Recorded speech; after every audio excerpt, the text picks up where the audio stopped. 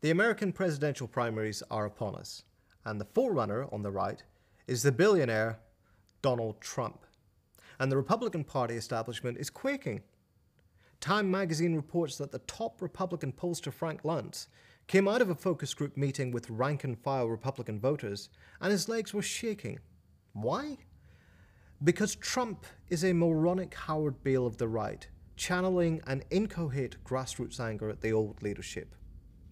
And he's getting a lot of attention. Media Matters for America reports that Trump was given more time than any other Republican presidential candidate on Fox News. But it isn't just Fox. As CNN reports, he leads among all broadcasters by a wide margin, getting more than 3 times the coverage of his nearest rival, Jeb Bush. And the reason? They say he's a ratings machine. There's no doubting the almost messianic fervour he excites among his right-wing base.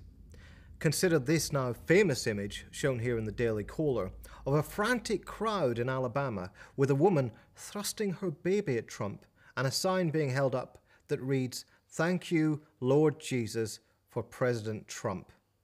Or consider the woman at a New Hampshire campaign stop who rushed to the stage to touch Trump's hair, shown here by Fox News. It is a sinister personality cult, says the liberal Salon magazine. But the conservative Washington Examiner also situates Trump in a trend of conservative celebrity cults. Like Howard Beale, Trump is a pure media product. The extraordinary cult that surrounds this loud-mouthed business crook would be impossible without the same media that now seems vaguely horrified by his presidential bid. Even the right-wing, Murdoch-owned Wall Street Journal is aghast at Trump's success and blasts the conservative media for being his apologists. Yet Trump has always enjoyed a close relationship with all the mainstream media, including top television stations. He has been a reality television host on the US version of The Apprentice. On this program, each week he gets to preen and posture like a little emperor, bossing about minions who worship him and grovel to him. And the libidinal high of the show is when he points his finger at one of his sycophantic employees and says, "You're fired."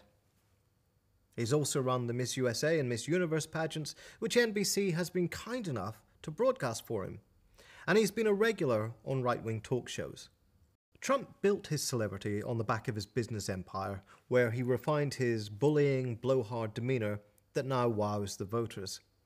The real estate business that Trump inherited from his father was, as the Washington Post tells us, a middle-class housing empire.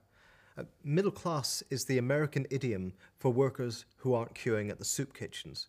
This was rental housing for workers in Queens and Brooklyn.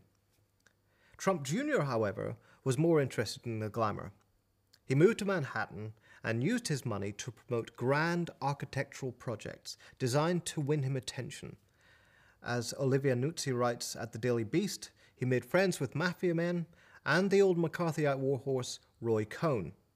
From Cohn, whose hugely unethical practices had helped ensure that Julius and Ethel Rosenberg were given the death penalty, he learned a valuable lesson about how to bully the right people and work the gossip columnists. And the Huffington Post reports that it was Cohn who represented Trump when the family real estate company he was running, Trump Management Corporation, was sued by the Justice Department for racist discrimination. Taking Cohn's advice, Trump took the uncommon step of suing the Justice Department for defamation, seeking $100 million in damages. The lawsuit was a media gimmick, and eventually the corporation had to settle out of court, promising not to discriminate. But only 3 years later, the Justice Department sued the company again for the same racist practices. A revelatory profile of Trump by Vanity Fair in 1990 revealed that he continued to pile up cash in large part thanks to scamming clients, the old Trump bullshit as he called it, and being supported by a raft of banks eager to make utterly reckless loans to his corporation. And with this money, he shifted his focus from luxury accommodation to the construction of grand hotels and casinos and convention centers. Apart from ruthlessness, Trump has profited from high-risk strategies that have at times left his businesses bankrupt and even driven him to the brink of personal bankruptcy.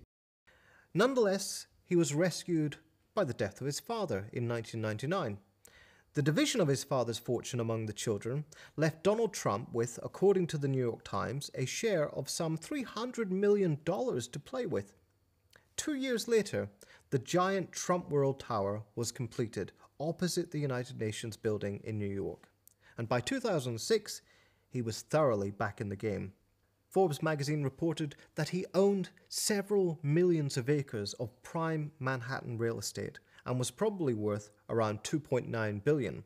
Admittedly, half of what Trump himself said it was, but then that's the old Trump bullshit for you.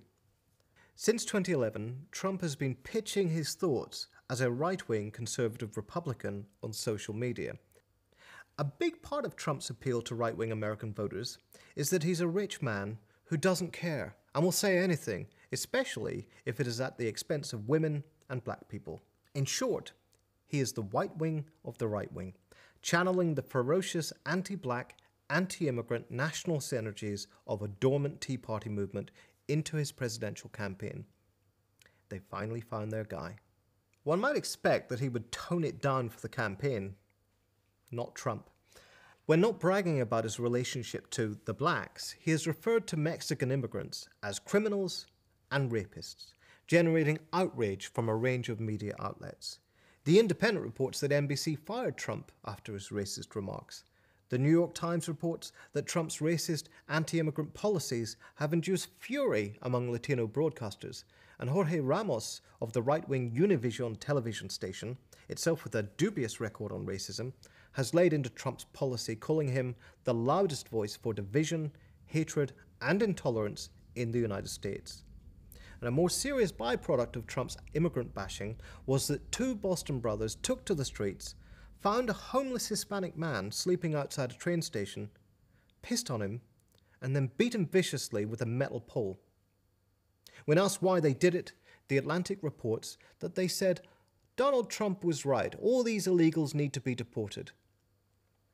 Trump's response to this, amazingly enough, was to, as the Boston Herald reported, exult that the people following me are very, very passionate. They love this country. They want this country to be great again, but they are very passionate. There are signs amid all this derangement that the media's interest in Trump is beginning to sour. There are growing hints, for example, that Trump represents a near-fascist surge. Newsweek asks, in all seriousness, is Donald Trump a fascist? Their answer? Maybe.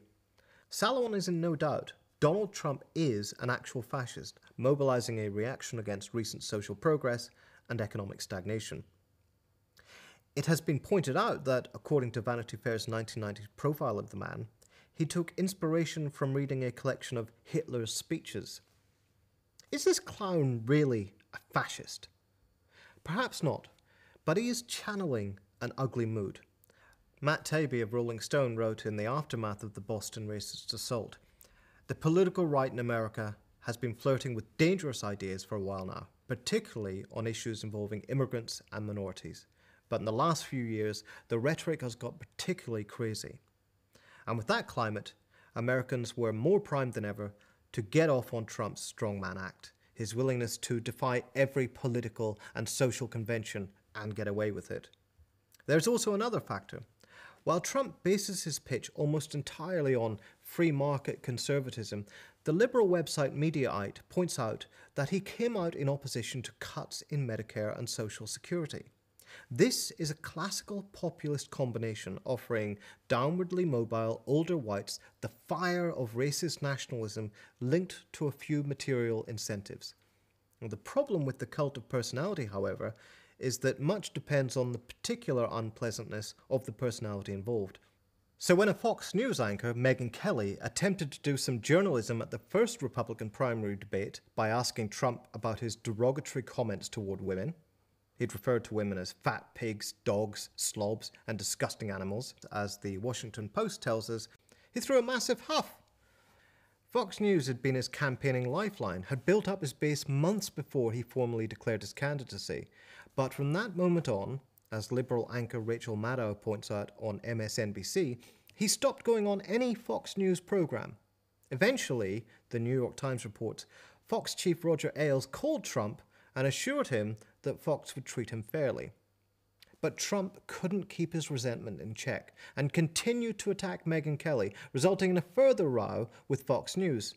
Roger Ailes, Politico reports, stands by Kelly and demands that, although Trump rarely apologizes, in this case he should. Ordinarily, all this would be a serious setback. Not for Trump. His poll ratings among Republican voters continued to soar. The International Business Times reports that a recent nationwide poll showed that Trump had a favorability rating of 52%, up from 40% 3 weeks earlier, and notably, his unfavorable rating dropped from 41% to 35%. Like other right-wing populists, Trump thrives when the media both give him the platform, the issues to talk about, and then adopt a stagey antagonism with him. Through all of these encounters, no matter how much he blusters, Trump is burnishing his credentials as an Ersatz enemy of the establishment that made him.